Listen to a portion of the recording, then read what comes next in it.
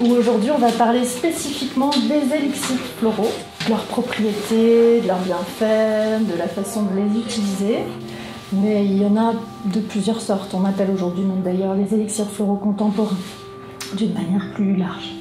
À la fin, là, vous saurez pourquoi il est intéressant parfois de se supplémenter avec un élixir. L'Herberet, c'est une ferme médicinale où on cultive une trentaine de plantes médicinales locales. On a aussi une petite part de cueillette sauvage, une dizaine de plantes à peu près. Donc tout le domaine est certifié biologique AB ou Déméter, donc biodynamique. Donc toutes les plantes sont des plantes très vivantes. Alors on peut, du coup comme on cultive, on récolte et on transforme, on peut trouver à la ferme, dans notre herboristerie à la ferme, plusieurs gammes de produits d'ailleurs, qu'on retrouve aussi sur notre site internet, herberet.fr. Une gamme de compléments alimentaires avec des alcoolatures de plantes fraîches, des élixirs floraux, de l'huile CBD, une gamme de cosmétiques aussi avec des macérats huileux et un baume au plantain. Et une gamme alimentaire où on retrouve des sirops, de la tisane, des huiles et vinaigres aromatisés, de la bière, puisque Laurent, mon mari, fait de la bière à base de plantes. L'élixir floral, c'est avant tout un concentré vibratoire qui est obtenu en faisant infuser des fleurs à la surface de l'eau, d'une eau pure. Ce concentré, qui est un élixir mère qu'on a fait infuser au soleil, et après il est dilué dans de l'eau, l'eau étant utilisée en tant que vecteur énergétique. Et c'est comme de l'homéopathie. Ici, je vous ai mis une petite bibliographie que vous pourrez regarder par la suite. Depuis mes 30 ans, en fait, depuis que j'ai fait une école d'herboristerie, de 2014 à 2016, j'ai eu l'opportunité de faire cette école et donc ça m'a appris tout un tas de choses avec la plante médicinale et ça m'a reconnecté à des choses que j'avais vécues dans l'enfance, voilà, aller à Fort-Calquier chez la grand-tante avec les bouquets suspendus de lavande, de sauge, de romarin qui sèchent dans la maison, voilà. Donc ça m'a reconnecté à tout ça et c'est vrai que c'est grâce à aussi un pédiatre, le pédiatre de mes enfants, puisque j'avais des difficultés à allaiter, en fait c'était très concret, il m'a dit mais buvez de la tisane de fenouil. Et je dis oui. Voilà, donc ça, je me suis très vite reconnectée aux plantes et c'est vrai que même petite j'étais très proche de la nature, tout le temps dehors, donc voilà. D'où notre lien avec l'alchimie aussi. Et un élixir floral est un remède qui relève de l'alchimie parce que là encore, et Bach l'avait compris en tout premier quand il a créé ça il y a 100 ans, l'essence, la quintessence qu'on cherche dans la fleur, elle se trouve dans les gouttes de rosée du matin.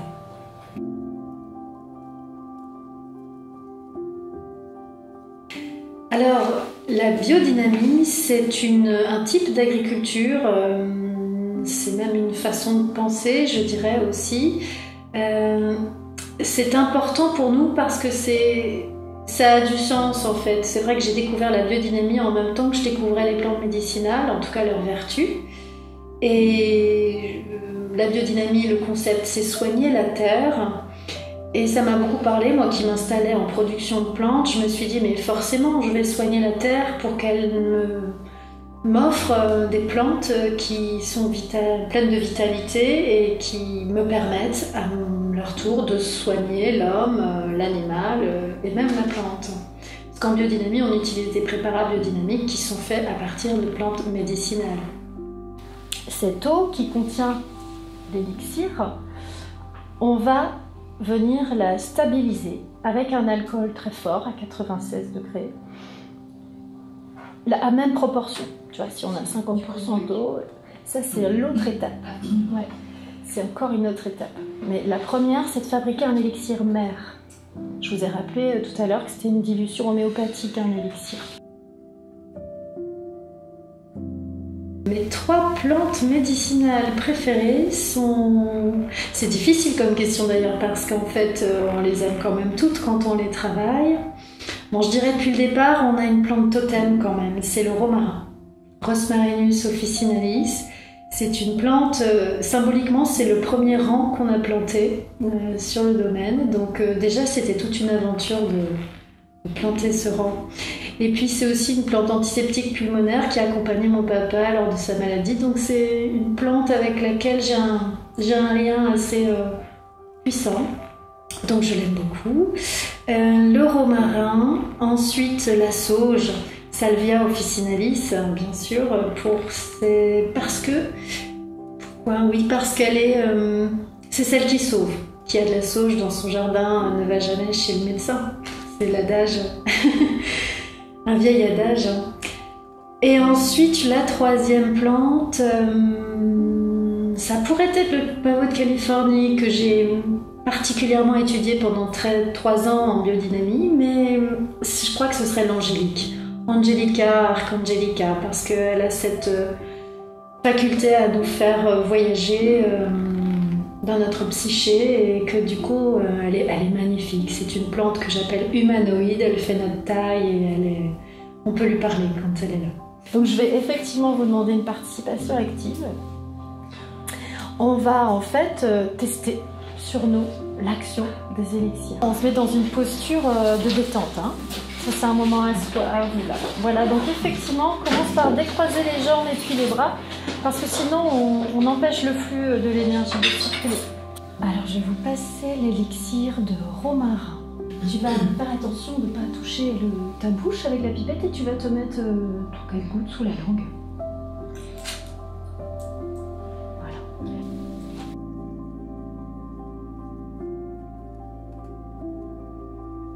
Alors les élixirs floraux contemporains sont spéciaux par rapport à d'autres remèdes à base de plantes parce qu'ils relèvent d'un autre type de médecine. Ils relèvent de la médecine énergétique en fait. Ce sont des concentrés vibratoires qui véhiculent un message subtil de la fleur. Et en ce sens, ils ne peuvent pas être utilisés pour soutenir le métabolisme physique. Ils sont plutôt là pour soutenir le corps astral, là où siègent les émotions. On va refaire ce tour de table où on va dire 1 ou 3 mots. Apaisement. Apaisement. Oui, aussi douceur et apaisement. Solution, camp et libération. Très bien. Je dirais de plus calme. Plus calme. Ouais, sereine. Sereine. Tranquillité. Tranquillité. Toujours pas bien. Très bien.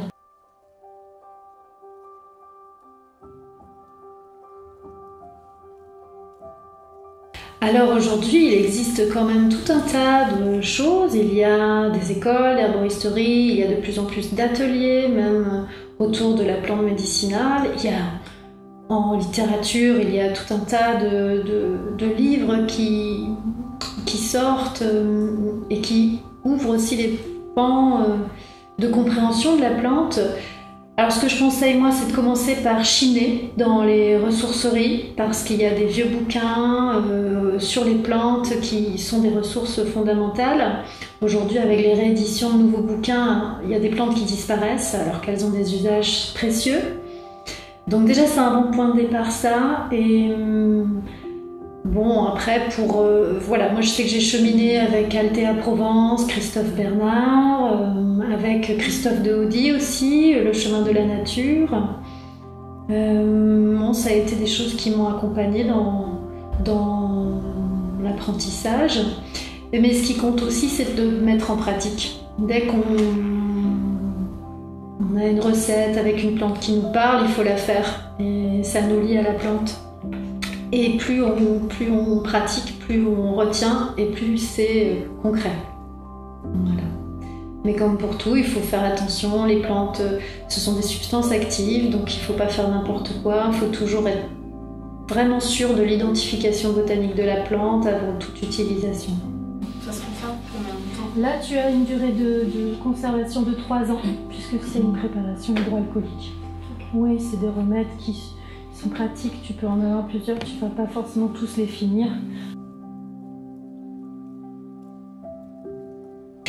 Eh bien, l'avenir de l'herberaie, on le voit grand. On a beaucoup de projets sur la ferme parce qu'on est des passionnés avec mon mari. Et on a vraiment l'intention de développer une ferme pédagogique en fait, qui accueille l'usager de la plante et qui lui transmet. En fait, on a envie qu'il y ait un parcours pédagogique au sein de la ferme et que chacun puisse, même en autonomie, découvrir, apprendre et puis repartir avec du savoir en plus en fait et du savoir pratique. Et puis c'est vrai que bon, j'ai du mal à taire mes projets, mais en tout cas celui-là c'est le gros projet, la ferme pédagogique, c'est ce qui serait la consécration du projet de l'herberaie initié en 2015 lors de la création, quoi. Voilà. J'avais pas lu, tu vois. Alors qui est-ce que... Oui, moi je veux bien. Ouais. Alors dis-moi, je te prie.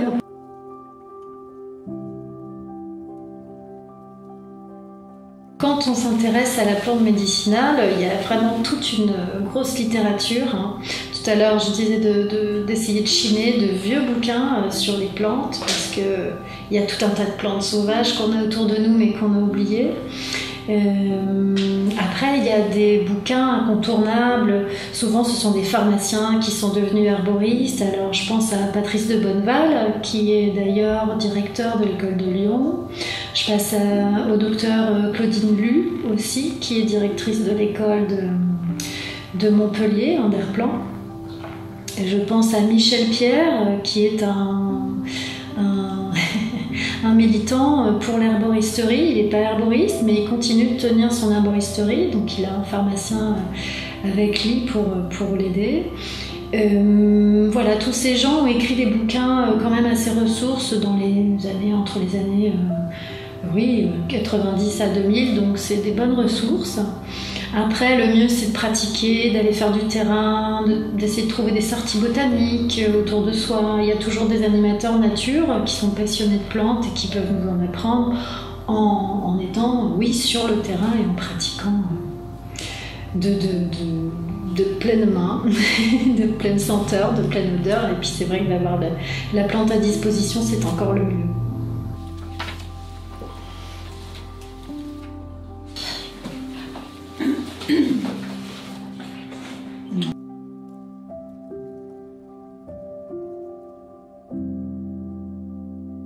On peut facilement nous retrouver à l'herboristerie à la ferme déjà, il faut venir nous rencontrer. On a des horaires de vente directe assez régulières dans la semaine quand même. On est ouvert le lundi soir, mercredi soir, vendredi soir de 17h à 19h. Et sinon le samedi toute la journée de 10h à 18h. Voilà. Après, on peut nous retrouver sur Internet, bien sûr, sur notre site internet herberaie.fr. Donc tout le site est marchand, on peut y retrouver aussi des articles que je peux rédiger, on peut trouver tout un tas de choses, des événements si on en organise, voilà. On peut sur ce site internet s'inscrire via un formulaire de contact à notre LISER, qui est notre lettre d'information mensuelle en fait, dans laquelle on va partager des articles, des événements ou ce genre de choses. Ça permet de suivre aussi quelques conseils santé. Et quoi d'autre? On peut croiser Laurent sur les salons bien-être bretons, il va un petit peu partout. C'est possible de voir aussi nos produits à ce moment-là. Et après, on a plusieurs partenaires aussi. On a des boutiques qui nous suivent. On a sur Pouignot, C'est pas mes oignons. Sur Morlaix, la super épicerie. À Huelgoat, on a la boutique Créateur Nos Demain. Enfin voilà, il y a plusieurs endroits. Autonomie Santé, à Landivisio aussi, chez Gaël. Voilà, on a plusieurs points de vente qui distribuent nos produits aussi également.